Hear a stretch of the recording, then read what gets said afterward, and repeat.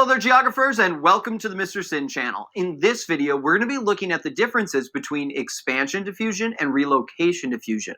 We'll also be talking about some different types of diffusion, such as hierarchical, contagious, and stimulus.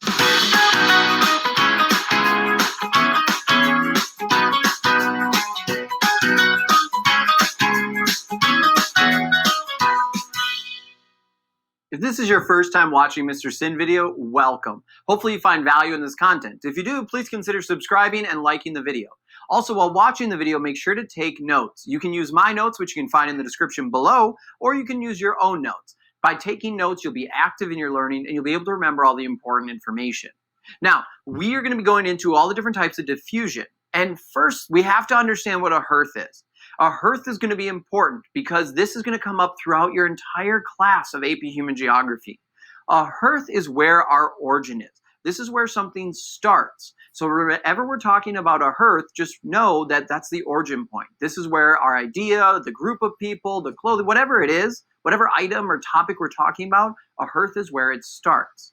And diffusion is just the spread of. So when we diffuse, we spread out. We have an idea go somewhere. We have items go somewhere, or people even move. So a hearth is the origin point, and with diffusion, we're talking about the spread of things. Now there's two main types of diffusion. We have relocation diffusion, and we have expansion diffusion. Now relocation diffusion is when we have a particular item or a group of people that is going to just move locations. And the hearth actually becomes weaker because of it. See, what's happening here is this group just physically picks up and moves to a different area. So the hearth starts to die off.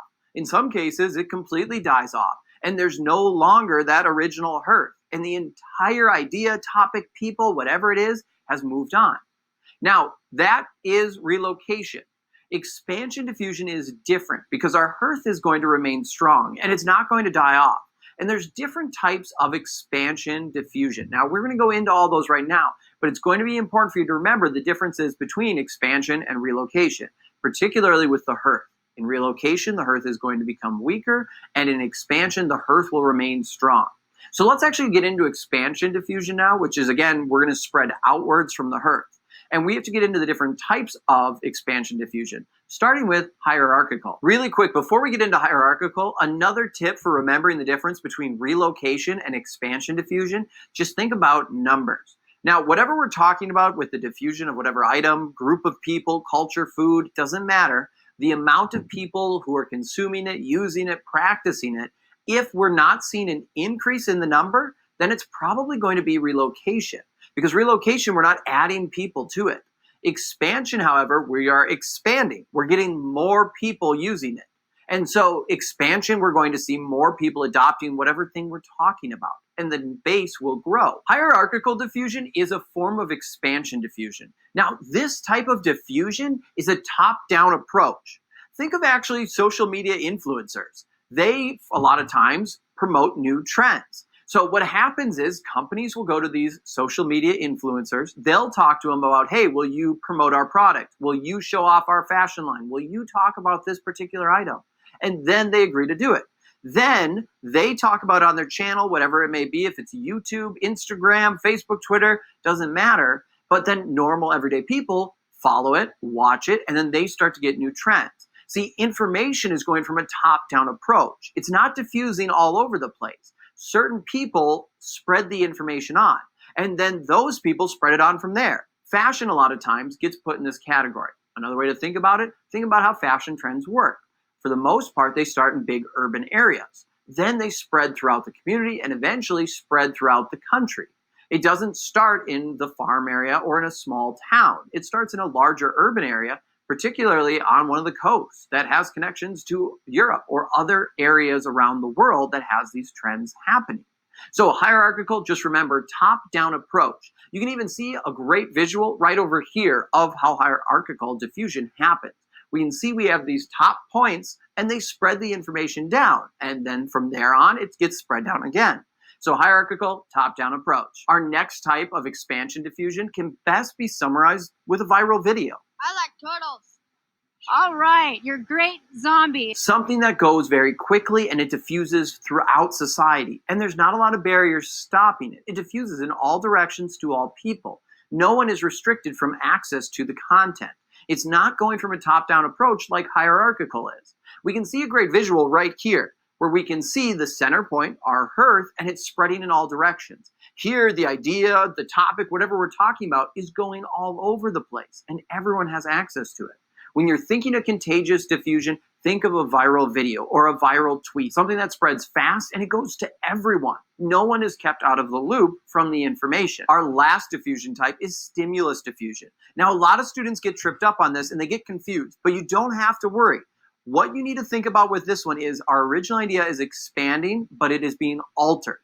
See, as things grow and as things move around the world, we start to see changes happen because cultures and people are different all over the place. So a lot of times we have the merging of different ideas, and we'll start to see then their original idea has shifted, it's changed. A great example of this is look at restaurants, particularly even fast food, ones that are located all over the world. For the most part, they change. McDonald's is a great example. McDonald's in the United States is very different throughout the entire country in the United States, but even throughout the whole world. In certain countries, they don't even have beef because that country doesn't have particularly people who are consuming beef. So they have to change their menu to adapt to the society. So stimulus diffusion is a great example here because the McDonald's menu changes. Even the layout of the stores change and the aesthetics on the outside.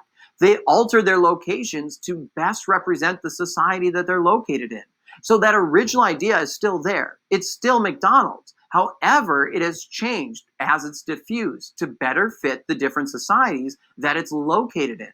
And that's a great example of stimulus diffusion. This was a really quick look at the different types of diffusions. Remember, relocation, our hearth shrinks, sometimes dies off, and we're not seeing an increase in number. Expansion diffusion, the hearth is expanding outwards. People are adapting the idea. We're seeing more people add on to this concept.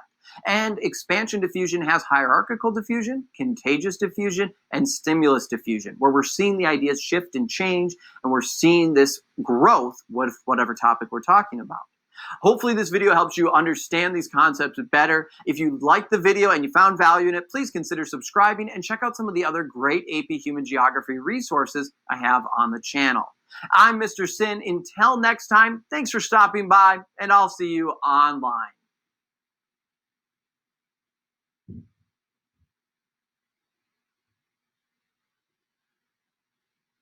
Hey there, geographers, and welcome back to the Mr. Sin channel. Today we're going to be talking about some spatial concepts. We're going to be looking at 1.4. Now we're going to do something a little different here. Before we get started into the video, what I want you to do is take about 10 seconds and answer the following questions.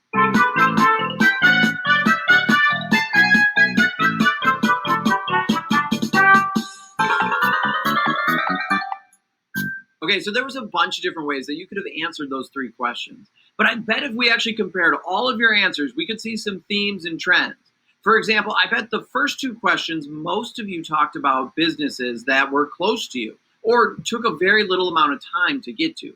And if your answer had to do with a business that was farther away or took longer, I bet it was a business that was pretty specialized, that has a big pull factor. And I bet there's also other things around it that would make you want to go to that business.